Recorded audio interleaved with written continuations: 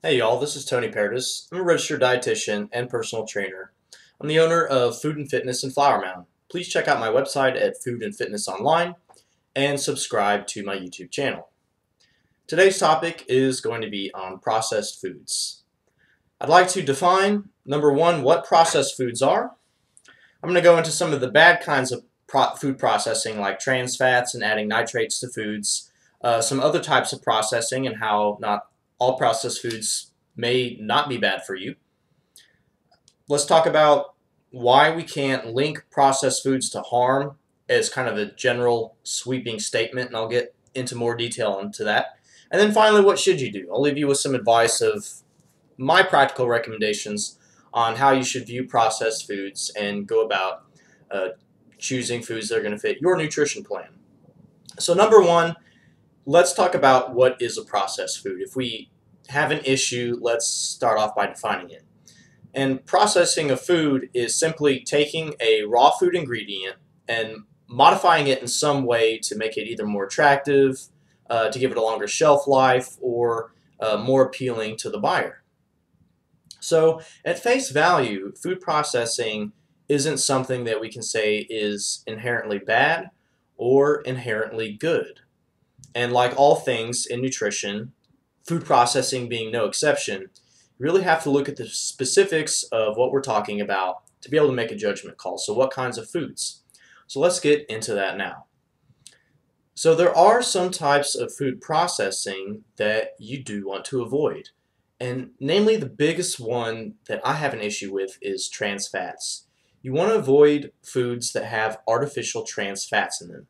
So, in order to do this, they'll take a plant-based oil, they'll modify it with heating. They'll heat the oil to modify it, and therefore making it into a trans fat. It will make an oil act more like a saturated fat, which will make it more solid at room temperature, and sometimes a better product in terms of the look or the feel of it. And trans fats, we know in the research, are deleterious to your health. A diet high in trans fats can lead to cardiovascular disease and some other kind of health problems that you just don't need. So trans fats are something that you do want to avoid, and that only comes from food processing, artificial trans fats. The other thing you would want to avoid would be some food additives like nitrates that are added into, let's say, like lunch meats, that high amounts of them may be carcinogenic. They may cause cancer. So in that regard, yes, there are some types of food processing that you do want to avoid as a general. But if we look at processing as a whole, it doesn't necessarily mean that it's bad. And there are some other types of processing, such as just making bread, making wheat into a bread product, or putting something into a box or into a jar. If you take an apple and you smash it and turn it into applesauce, add a couple flavoring ingredients, does that necessarily make it a bad food? I would argue no, that it doesn't. So when you make a sweeping generalization statement like avoid processed foods, that really doesn't work because, number one, the definition of process is something that lends itself to a lot of different things. And then we know that some things like artificial trans fats are bad, while other forms of food processing, whatever it may be, slicing, dicing, smashing, and putting it together into a more attractive form, really don't change the fundamental nutrient composition of those foods and how they interact in your body.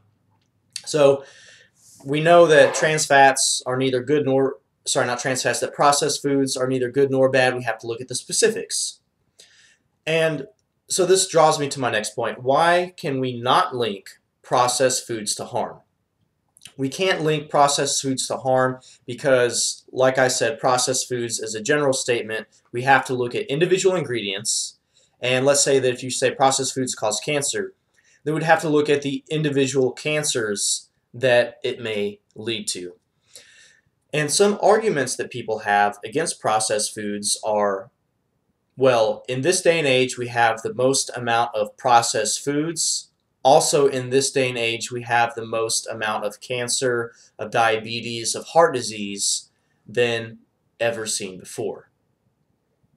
While it may be tempting to establish a cause and effect relationship between these two, it's something that we have to look into the literature, the scientific review, to be able to extrapolate that sort of conclusion.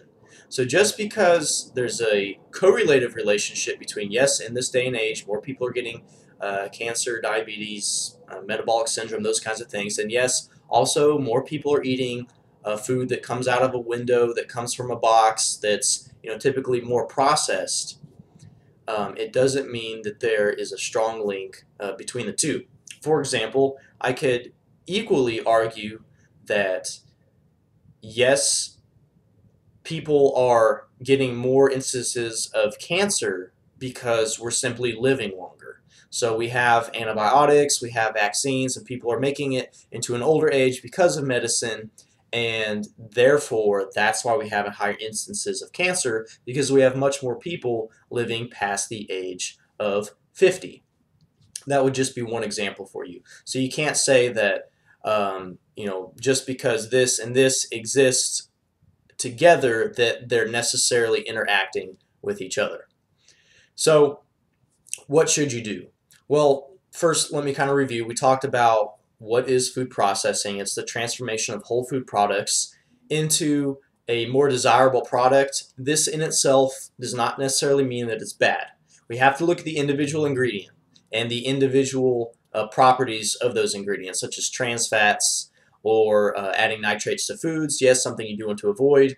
Other forms of processing at face value are not deleterious to your health. And then we also said that arguments such as cancer is more prevalent and processed foods are more prevalent, it doesn't mean that it's a causative relationship. So what should you do?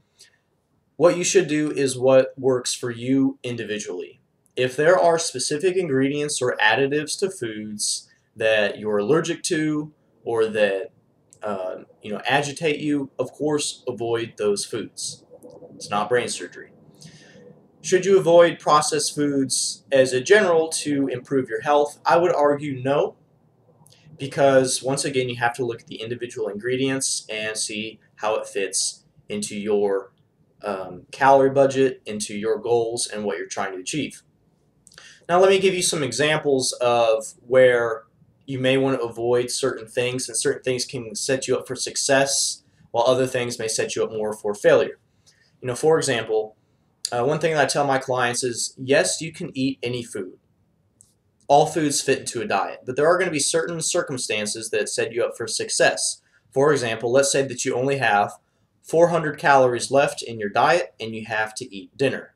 This is where eating whole food ingredients, nutrient-dense sources of food could play to your advantage. You could make some tilapia, you could make some vegetables with that, you could make like a whole grain source with that, and make a very well-balanced meal in 400 calories that, because of the nutrient density of those foods, the volume of them as well, they may be more filling to you, more satiating, both physiologically and both psychologically more filling to you. Whereas if we looked at a processed food such as let's just take ice cream for example, and you only had 400 calories left, it's really easy to overeat something that has a lot of added sugar into it, often because these tend to taste better to people. They can be trigger foods, they're more convenient, therefore it's easier to consume more of them. But it doesn't mean that these foods are bad. You have to figure out the strategy that's going to work best for you. Okay, I know for me that if I only had 400 calories left, I couldn't make a Chinese buffet work. I love Chinese food, and if I go, I'm probably going to eat as much as I possibly can. Maybe you have more willpower than me. If you do, that's great. More power to you. So what should you do? You should look at each food, each ingredient, see how it fits into your goals, see how it fits into your preferences and what you know about yourself, and make it work for you. Because at the end of the day, there's no one-size-fits-all nutrition recommendation, diet program, and you have to figure out what's going to work for you. Thanks again, guys. I'm Tony Paradis. I'm a registered dietitian and personal trainer. Check out my website at foodandfitnessonline.com, and please subscribe to my YouTube channel. I'll check you out next time, and thanks for watching.